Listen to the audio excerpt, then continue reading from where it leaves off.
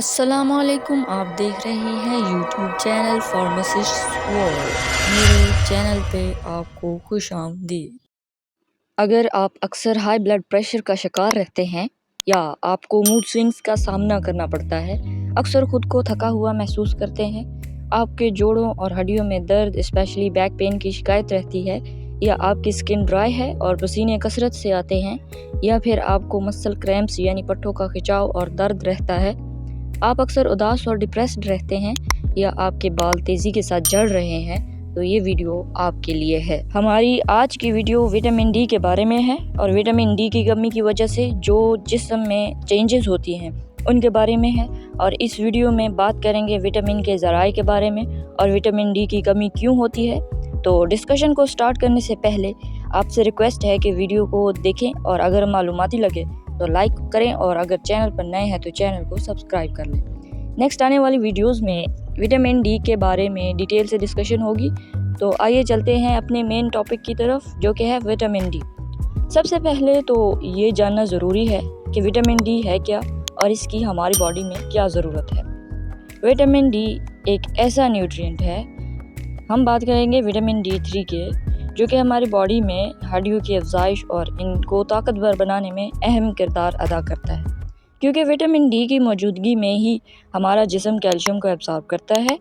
Calcium ہماری ہڈیوں کا پرائمری کمپوننٹ ہے جو ان کو اسٹرانگ بناتا ہے۔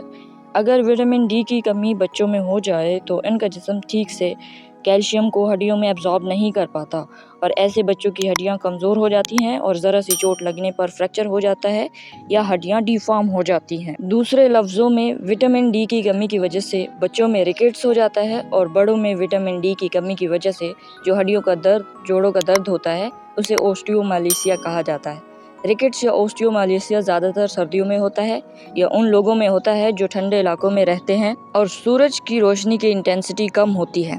بات کریں وٹامن ڈی کے سورس کی، یعنی ہم وٹامن ڈی کہاں سے آتا ہے، تو بہت سی قدرتی غذاؤں میں وٹامن ڈی موجود نہیں ہوتا، لیکن اس کو فورٹیفائڈ ملک اور فورٹیفائڈ سیریل سے حاصل کیا جا سکتا ہے۔ وٹامن ڈی کا بہت اچھا ذریعہ فش ہے، جیسا کہ ہمارے پاس سالمن فش ہو گئے، فیٹی فش وغیرہ۔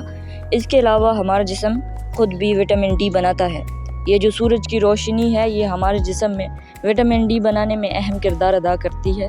یہ سورج کی روشنی ہماری سکن کے نیچے موجود ایک کیمیکل کو وٹامن کی ایکٹیو فارم میں کنورٹ کر دیتی ہے، جسے ہم کیلسیفیرول کہتے ہیں۔ وٹامن ڈی ہڈیوں اور دانتوں اور پٹھوں کو مضبوط بنانے میں اہم کردار ادا کرتا ہے، کیونکہ وٹامن ڈی باڈی میں کیلشیم اور فاسفیٹ کی مقدار کو ریگولیٹ کرتا ہے۔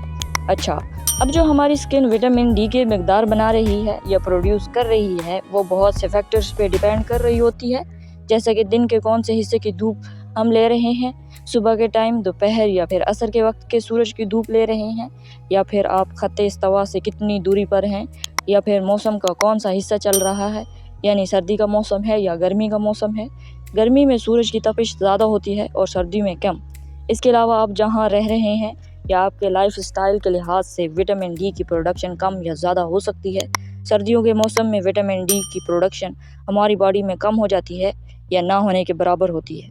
اس کے علاوہ جو لوگ بند گھروں میں رہتے ہیں یا جن کے گھروں میں سورج کی روشنی ٹھیک سے نہیں پہنچ پاتی، اور اکثر اولڈ ایج افراد، ان میں وٹامن ڈی کی کمی ہو جاتی ہے۔ بزرگ افراد میں وٹامن ڈی کی کمی اس لیے ہو جاتی ہے کیونکہ ان کا سن لائٹ ایکسپوجر بہت کم ہو جاتا ہے۔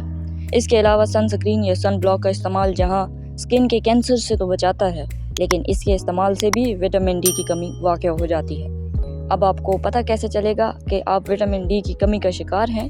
اگر آپ اکثر ہڈیوں، جوڑوں اور پٹھوں کے درد کا شکار رہتے ہیں یا تھکاوٹ محسوس ہوتی ہے، تو اپنا وٹامن ڈی کا لیول لازمی چیک کروائیں۔ ایک سمپل سا بلڈ ٹیسٹ ہوتا ہے، جس کی مدد سے آپ کے بلڈ میں وٹامن ڈی کے لیولز کا پتہ لگایا جا سکتا ہے، تو یہ ٹیسٹ کروانے سے آپ کو تسلی ہو جائے گی۔ اب آتے ہیں کہ اگر آپ وٹامن ڈی کی کمی کا شکار ہیں، وٹامن ڈی کے سپلیمنٹس لے رہے ہیں، تو وٹامن ڈی کی سیف ڈوز کیا ہونی چاہیے اور ڈیلی بیسس پہ یہ جو ریکمینڈڈ ڈیلی ڈوز ہے 12 ماہ کے بچوں کے لیے، وہ ہے 400 IU، یعنی 400 انٹرنیشنل یونٹ۔ اسے 12 ماہ کے بچوں کے لیے دیا جا سکتا ہے۔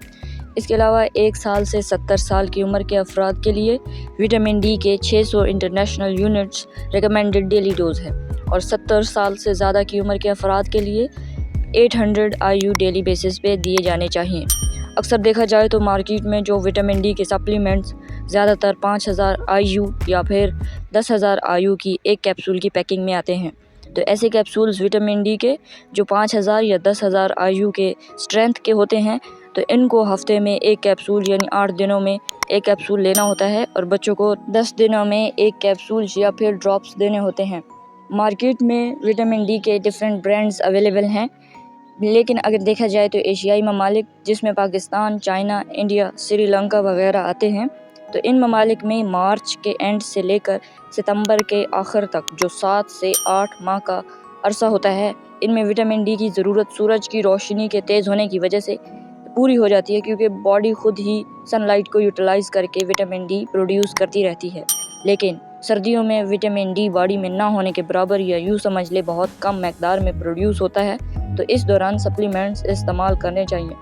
تو کچھ برانڈز جو وٹامن ڈی کے اویلیبل ہیں ان میں سن وٹ ڈی، سالوٹ ڈی، سن شائن وٹامن اور اسی طرح کے ڈفرینٹ برانڈز مارکیٹ میں اویلیبل ہوتے ہیں۔ لیکن وٹامن ڈی کے سپلیمنٹس کو استعمال کرنے سے پہلے اپنی باڈی میں وٹامن ڈی کے لیولز کا پتہ لگانا ضروری ہے، تو اس کے لیے آپ کو ٹیسٹ کروانا ہے۔ تو آج کے لیے اتنا ہی، ملتے ہیں اپنی نیکسٹ ویڈیو میں، تب تک کے لیے دیجیے اجازت، اللہ پا امان۔